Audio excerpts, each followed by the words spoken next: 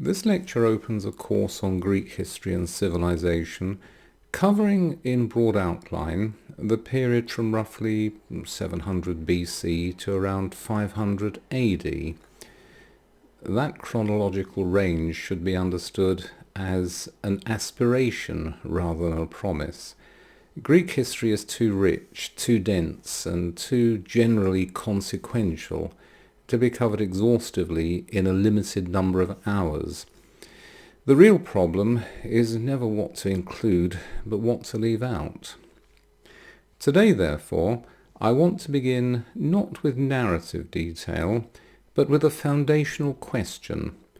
What makes the Greeks special? Why is it that roughly 2,500 years after what is conventionally called their Great Age, we are still studying them? And not merely studying them as an antiquarian or an academic discipline, but why are we returning to them with continuing interest and with admiration, and in many cases with obsession? My answer, which will shape not only this lecture but the entire course, is this. We should study the Greeks as they were, not as we might like them to have been. That being said, let's look at the slides. The opening image sets the tone deliberately. It is Georges Rochegrosse's Greek troops rushing forward at the Battle of Marathon, painted around 1890. Look closely at the figures. They're not idealized athletes in elegant poses. They're not serene embodiments of harmony or balance. They're a crowd of armed men advancing together aggressively with the intention of killing their enemies at the moment of advantage. There is no individual heroism here, no carefully arranged nudity, no sculptural stillness. This is a mob in motion, and a violent one. That image matters because for much of the 19th and early 20th centuries, Greece was filtered through a highly selective lens: marble statues, philosophical aphorisms, and a romantic belief in moral and aesthetic perfection. That vision still lingers, and this course rejects it.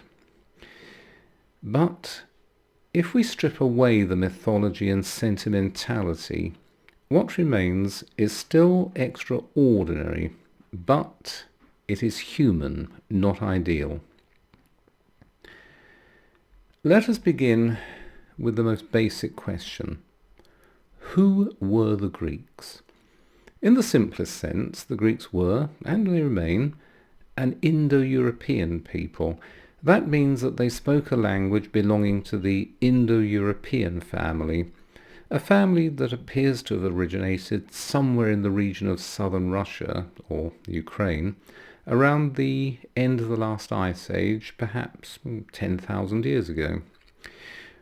From that region, Indo-European languages spread out. They spread westward into most of Europe, eastward into Iran and northern India, and for a time even into parts of western China. What unites these peoples is not a single ethnicity, not a shared appearance or culture, but a linguistic inheritance. The Greeks arrived in the Lower Balkans around 2200 BC. Between roughly 1500 and 1100 BC, they formed a flourishing late Bronze Age civilization, what we now call Mycenaean Greece. The objects shown on this slide, gold vessels and funerary masks, come from that world, and I took these photographs in the National Archaeological Museum in Athens, which is filled with beautiful things. Around 1200 to 1100 BC, The civilization we now call Mycenaean Greece collapsed. The precise causes remain debated, and it is unlikely that there was a single explanation. Modern scholars point variously to climate change, drought, internal social breakdown, the disruption of long-distance trade, population movements, or external pressures, often grouped under the label of the so-called sea peoples. What matters for our purposes is not the precise mechanism, but the scale of the collapse. The result was not a brief interruption or a dynastic change, but a systemic breakdown. Palace societies disappeared entirely. Central authority collapsed, populations declined very sharply, and many settlements were abandoned altogether. Greece entered a long period of political fragmentation and of economic contraction and of cultural impoverishment, and this is traditionally known as the Greek Dark Age. For roughly 3 centuries, the consequences were profound. Writing disappeared entirely. The Linear B script used by the Mycenaean palace administrators fell out of use, and with it went any possibility of written record-keeping or historical continuity. All monumental architecture ceased. There were no palaces, no large temples, no stone-built civic structures. Long-term trade networks, which had once linked Greece to Egypt and the Near East, largely disintegrated. Greek society did not simply become poorer, it became illiterate, it became decentralized, it became inward-looking. When recovery began around 800 BC, it did not take the form of a restoration of the old Bronze Age world. The later Greeks did not rebuild the palaces of Mycenae or Pylos. They did not revive Linear B. They didn't know it. They did not consciously inherit Mycenaean political structures or institutions. Instead, they began again almost from scratch. When the Greeks of the archaic and classical periods looked back on their own past, they had little reliable knowledge of it. They possessed no historical archives, they had no written records, they had no continuous tradition linking them to the Bronze Age world. What they did remember came not from history, but from epic poetry and from myth. Above all from Homer and from stories such as Theseus and the Minotaur and the Trojan War and the Return of the Heroes. These stories preserved fragments of memory, names, places, echoes of a lost aristocratic world, but they were not history in the modern sense. They were poetic reconstructions shaped by performance and imagination, shaped by moral reflection rather than factual accuracy. It is worth stressing that point because it runs counter to modern intuition. And the later Greeks knew less about their early history than we do. We possess archaeological evidence, we have deciphered scripts, we have comparative chronology and comparative linguistics that they did not. The Greeks of the 5th century BC could not read Linear B. They probably didn't know that it had ever existed. They did not know the political structure of Mycenaean palaces. They did not understand the true antiquity or function of the great ruined sites that dotted their landscape. Their civilization was therefore rebuilt not on continuity, but on reinvention. That fact matters. It means that Greek civilization was not the gradual refinement of an ancient system, but the creation of something new out of the ruins of something forgotten. Institutions and practices and ideas were not inherited intact. They were constructed, often consciously, often experimentally. They were sometimes constructed in deliberate reaction against what was imagined to have existed before. So the Greeks did not simply recover from collapse, they reimagined themselves. And it is from that fact of reinvention, rather than from uninterrupted tradition, that the distinctive features of Greek civilization emerged.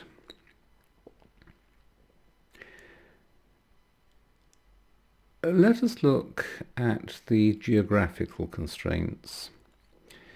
At no point before the Roman conquest was there a country called Greece in the modern sense.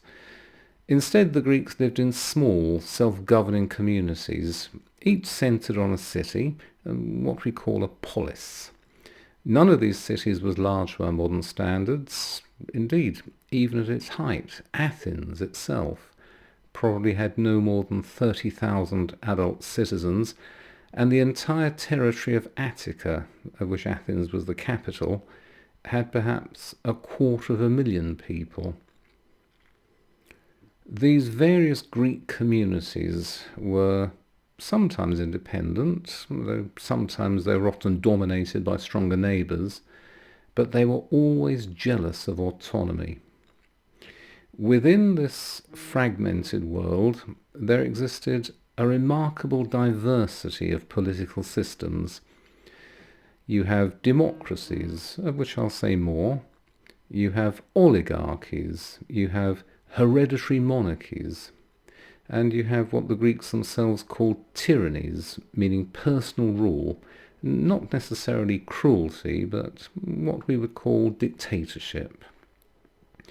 So there was no single Greek government, there was no unified state, there was no permanent political centre, although from time to time particular cities, particular states were dominant over the others.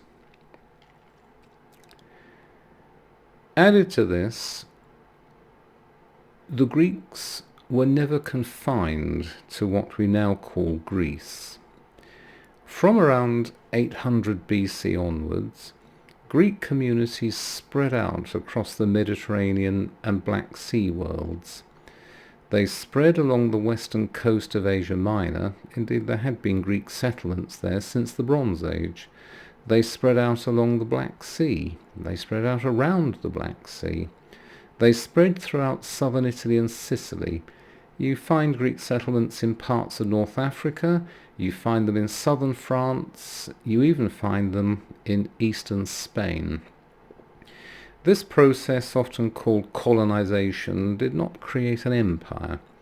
These settlements each remained politically independent, but they were tied by language and religion and custom to their home states.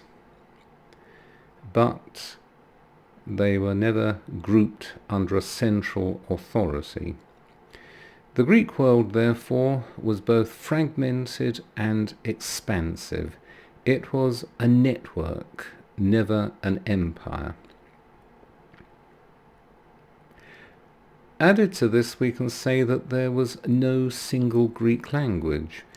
There was what we call a prestige dialect, Attic Greek, associated with Athens, but alongside it existed Ionic Greek, Doric Greek, Aeolic Greek, and others.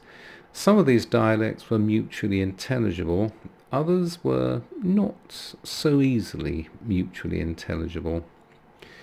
This linguistic diversity mirrors the political reality: no central authority, no standardization, no single Greek identity imposed from above.